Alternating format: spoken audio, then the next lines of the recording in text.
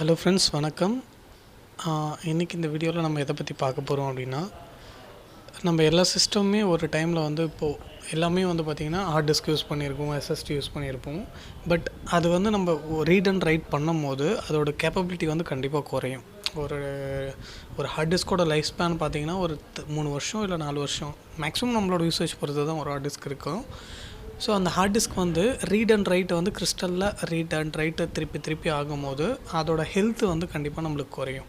So இந்த மாதிரியான ரீசன்னால் நம்மளுக்கு என்ன மாதிரியான ப்ராப்ளம்லாம் வரும் அப்படின்னா, ஃபஸ்ட்டு விஷயம் ப்ளூ ஸ்க்ரீன் எரர் அடிக்கும், ஆட்டோ ரீஸ்டார்ட் ஆகும், வாய்ஸ் கரப்ட் ஆகி, அப்புறம் சிஸ்டம் ஃப்ரீஸ் ஆகும், ஹார்ட் டிஸ்க் ரொம்ப வார்ம் ஆகும்.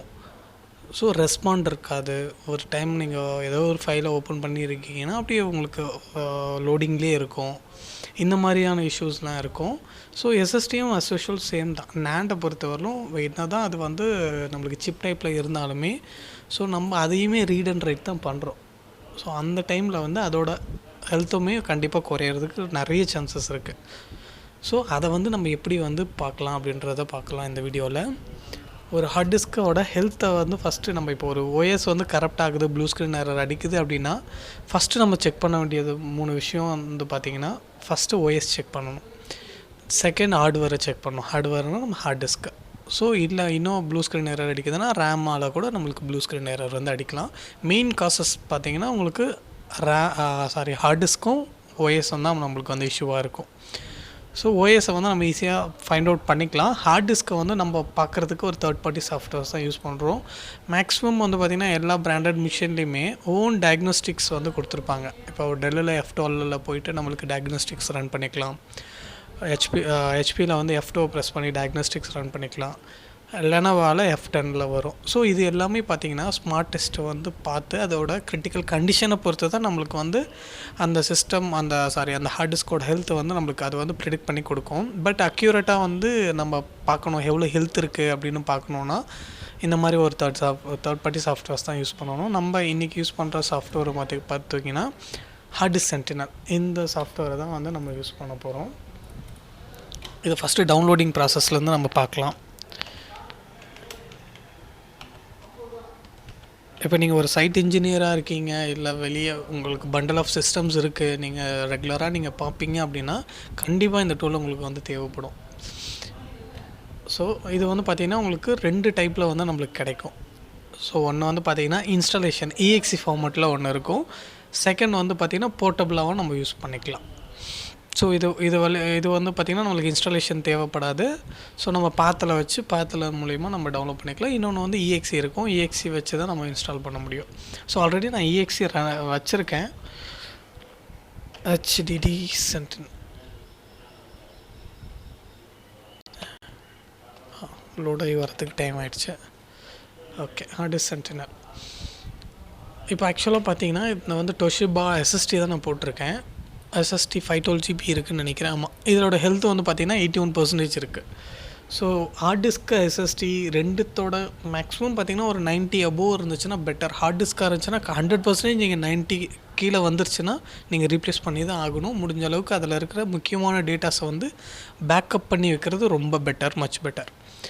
ஸோ SSDயை பொறுத்தவரையிலும் 80% எனக்கு அந்தளவுக்கு ஃபீல் ஆகலை. நான் அப்படியே தான் யூஸ் பண்ணிகிட்ருக்கேன். என்னோடய முக்கியமான டேட்டாஸ் எல்லாமே இதில் தான் இருக்குது. ஸோ முடிஞ்ச அளவுக்கு நான் பேக்கப் எடுக்கணும். 80% எனக்கு ஒரு 3 மந்த்தாக இந்த ப்ராப்ளம் இருக்குது. 86 இருந்துச்சு, இப்போது அப்படியே குறைஞ்சிக்கிட்டு 81க்கு வருது. ஸோ இது தான் நம்மளோட ஹார்ட் டிஸ்க்கு. ஹார்ட் டிஸ்கோட ஹெல்த் 81 இருக்குது. அதோட டெம்பரேச்சர் பார்த்திங்கன்னா 45% டெம்பரேச்சர் டிகிரி செல்சியஸ் டெம்பரேச்சர் இருக்குது. ஸோ இது ஒரு மெத்தடு. இது நான் ஆக்சுவலாக EXE டவுன்லோட் பண்ணி இதை ஃபஸ்ட் இருக்கு இல்லைங்களா, அதை டவுன்லோட் நம்ம கிளிக் பண்ணாலே அது ஜிப் ஃபைலில் டவுன்லோட் ஆகிடும். அதெல்லாம் நம்மளுக்கு EXE ஃபைலில் இருக்கும். நம்ம ஜஸ்ட்டு இன்ஸ்டால் பண்ணிக்கலாம். இது பார்த்திங்கன்னா போர்ட்டபிள் வெர்ஷன். நீங்கள் ஒரு பென்ட்ரைவில் OS போட்டிருக்கீங்க, அந்த பென்ட்ரைவில் இதை வச்சுக்கிறது ரொம்ப பெட்டர்.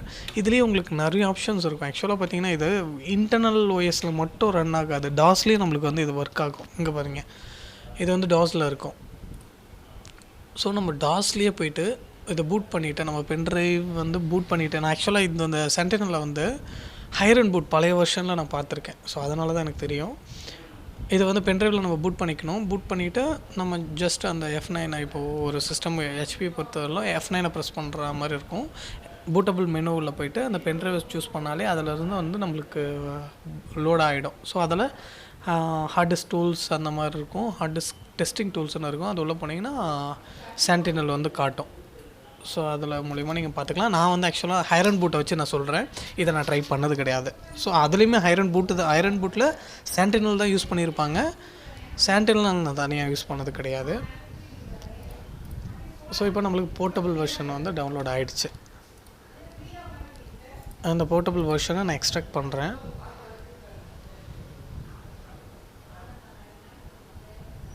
ஓகே, எக்ஸ்ட்ராக்ட் பண்ண உடனே நம்மளுக்கு இந்த மாதிரி வரும். இந்த சென்டினலில் நம்ம ஓப்பன் பண்ணாலே ஓகே, இப்போ ஓப்பன் ஆகிடுச்சு. ஓப்பன் ஆகிட்டு அதோட இது வந்து காட்டுது, எவ்வளோ ஹெல்த் இருக்குது, எவ்வளோ டெம்பரேச்சர் இருக்குது, அதோட லைஃப் ஸ்பேன் கூட இதில் காட்டும். ஆக்சுவலாக இதில் வந்து பவர் ஆனில் வந்து எஸ்டிமேட்டட் லைஃப் டைம் வந்து இன்னும் 1000 நாள் அந்த மாதிரி 1000 days காட்டுது. பட் எனக்கு அந்தளவுக்கு தெரியல. இப்போ எனக்கு ஆக்சுவலாக எனக்கு என்ன டவுட்னா, டொஷிபாவில் இவ்வளோ தாங்குமோ அப்படின்றது. ஏன்னா ஹார்ட் டிஸ்க்கை பொறுத்தவரையிலும் டொஷிபா வந்து ஒரு ஃபெயிலியர் தான்.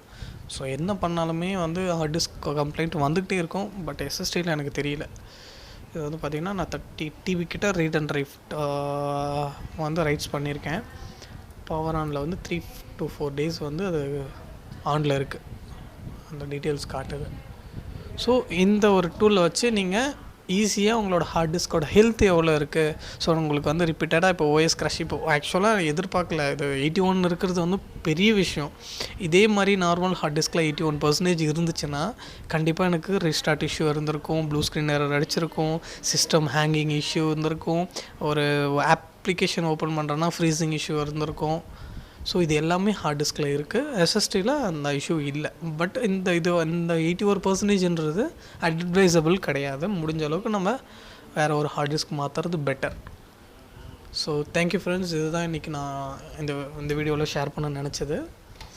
ஸோ ஒரு ஹார்ட் டிஸ்கோட ஹெல்த்தை நம்ம எப்படி கேப்சர் பண்ணுறது அப்படின்றத பற்றி இந்த வீடியோவில் பார்த்தோம். இந்த வீடியோ பிடிச்சிருந்துச்சுன்னா லைக் பண்ணுங்கள், ஷேர் பண்ணுங்கள், கமெண்ட் பண்ணுங்கள், சப்ஸ்கிரைப் பண்ணிக்கோங்க. ஏன்னா அப்போ தான் நம்ம ரெகுலராக போடுற வீடியோஸ் வந்து உங்களுக்கு அடிக்கடி நோட்டிஃபிகேஷனில் வந்துக்கிட்டே இருக்கும். So thank you friends. உங்களோட ஃப்ரெண்ட்ஸ் யாருன்னா இதே இண்டஸ்ட்ரியில் இருக்காங்க, ஐடி இண்டஸ்ட்ரியில் இருக்காங்க, சர்வீஸ் இன்ஜினியர்ஸாக இருக்காங்கன்னா உங்களுக்கு ஷேர் பண்ணுங்கள். உங்களுக்கு ஹெல்ப்ஃபுல்லாக இல்லைனா கூட அவங்களுக்கு கண்டிப்பாக இந்த வீடியோஸ் வந்து ரொம்ப யூஸ்ஃபுல்லாக இருக்கும். Thank you friends.